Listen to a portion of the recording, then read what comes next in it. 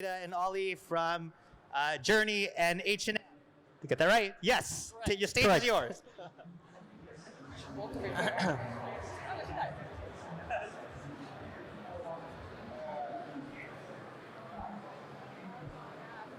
Turn on your mics. And we are. There it is. It's working. And Yes. we have our presentation also, but not with a... Yeah, we had a little bit of issues here. There's supposed to be a slide here saying the Metaverse is now with two beautiful logos, but it's not quite there. Sorry about that. You got that. Okay, so I wanted to start with just giving a little bit of a framing. We all know this by now. The Metaverse, the hype, contradictions, sometimes even emotional conflicts, right? What is the Metaverse? What we seem to agree on is that it's going to be worth a lot of money and that it's somehow the iteration of the internet as we know it. Much more than that, we actually don't agree on yet. We don't have a common definition.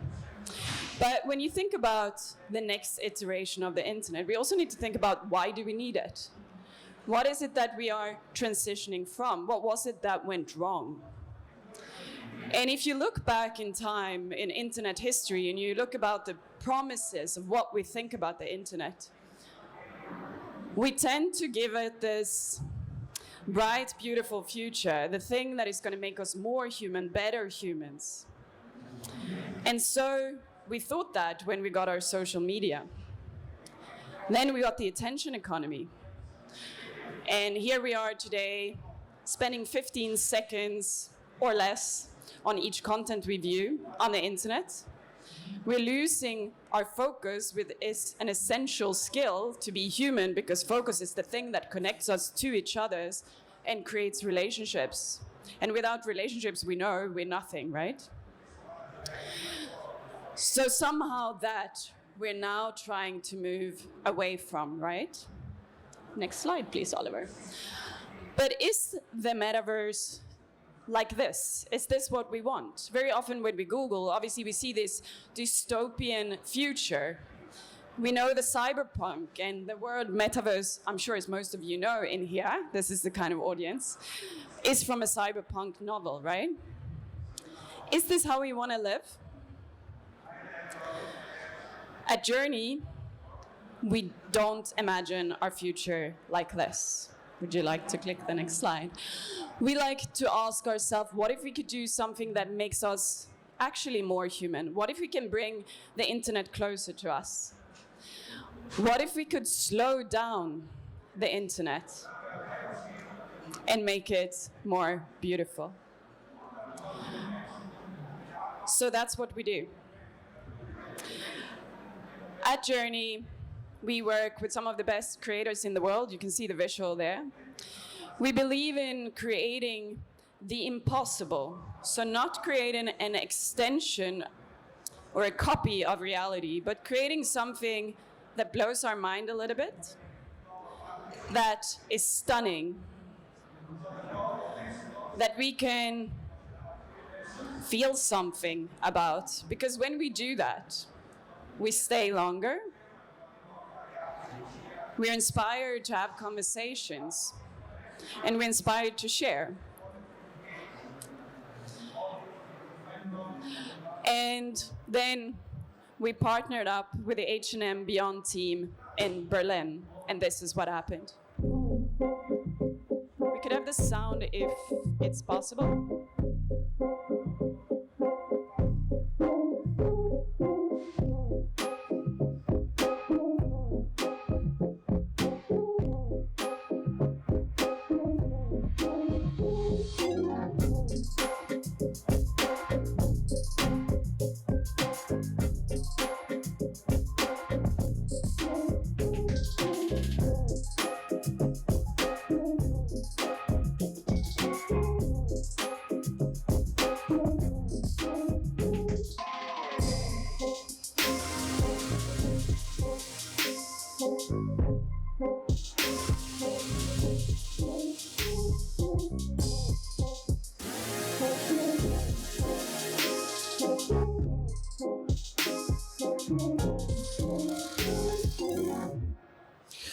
Yes, Oh, there's even applause.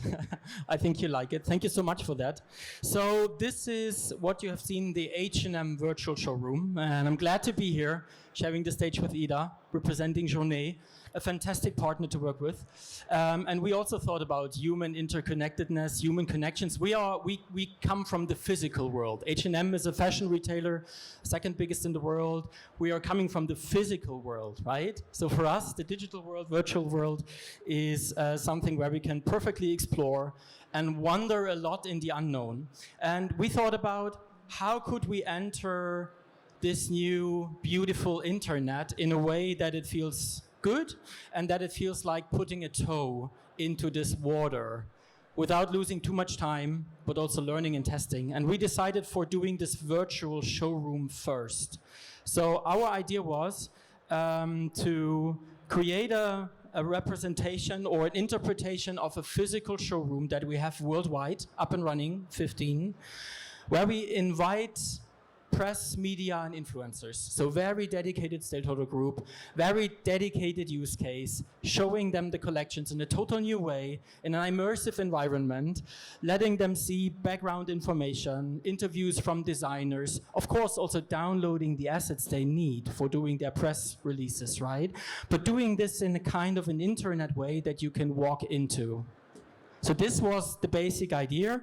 Here you see how we have trained the people on H&M's side, because also for our press team, it's important to understand how to leverage that space, how to behave in that new world. So we trained them. And we've tested that showroom in April in Europe for press, media, and influencers. And we are more than happy showing you that we got some a great recognition, I would say. And I think what you see here is just like acknowledging the beauty of it and the details and the rich colors and immersive experience we have offered there. So we got some prizes, which is a nice co-effect. But anyway, there's more I can show you.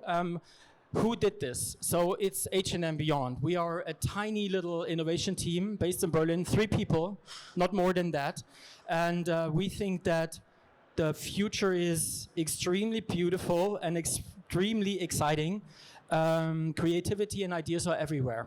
So I don't think we are lacking visualizations, visions of how the future could look like. I think for the bigger companies, it's also in a way, are people there who can just get it through and get it done. And this is what we do with H&M Beyond. We are an open innovation team partnering with great people like you, making things happen. So that's us.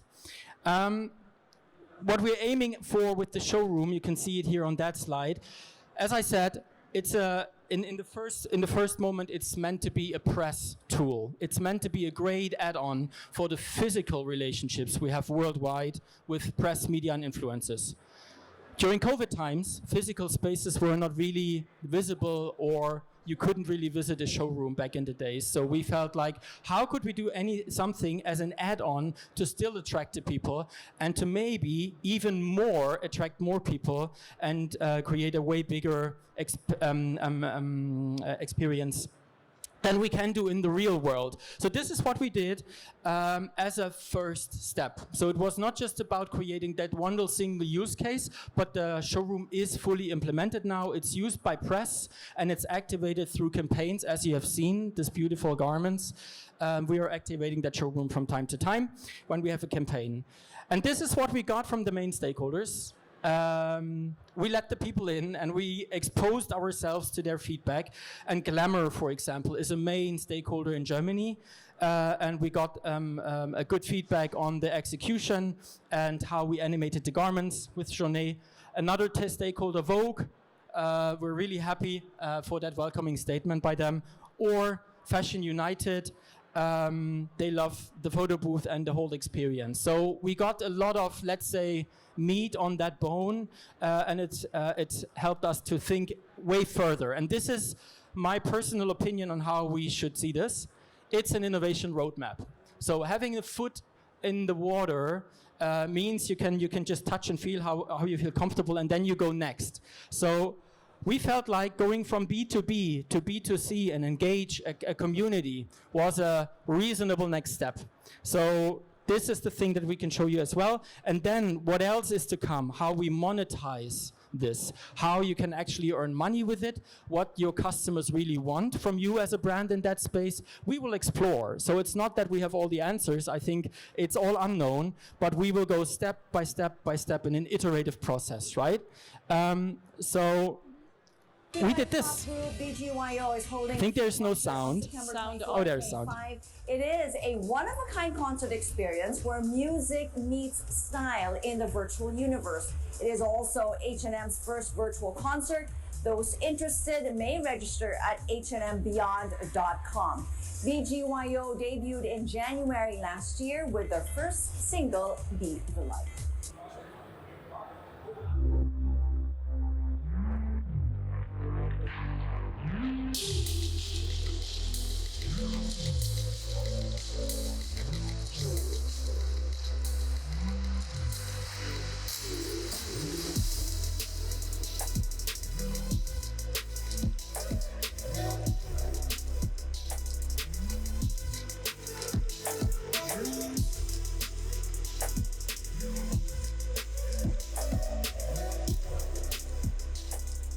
Yeah, so that was the second iteration. We did something special, I guess. Ida. So you remember we spoke about slowing down the internet? The 15 seconds that we spend on each content. We got the average user time 13 minutes. And this is standard in the experiences that we create in Journee. And what we haven't added yet is that we work in browser. So to be able to reach the kind of customers that H&M has, we need to reach them where they are today, where technology is today, right? VR is great, but it's not really there yet. But when we work in browser, we can meet many people, all age groups, and they stay. We got thousands of people visiting the concert during a weekend from 61 countries. So here we speak about not only global inclusion, but also generational inclusion, right? Do you want to have some final words? No, that's it. I mean, don't ask why we landed in Philippines, but this is how it should be in that world. We have a booth, right? Exactly. Yeah. We're in Xverse. When you enter, I'm not going to say the booth number because everybody will forget. You enter, it's on the right. So come and talk to us there. Come over, there's more to tell and more to talk about. We hope you enjoyed that. Thanks. Thank you Amazing. Ida, Ollie, thank you very much. Like you said, over at the Xverse hall, which is across the way. Actually was at the booth yesterday. It's pretty cool. Very cool. All right, next up we have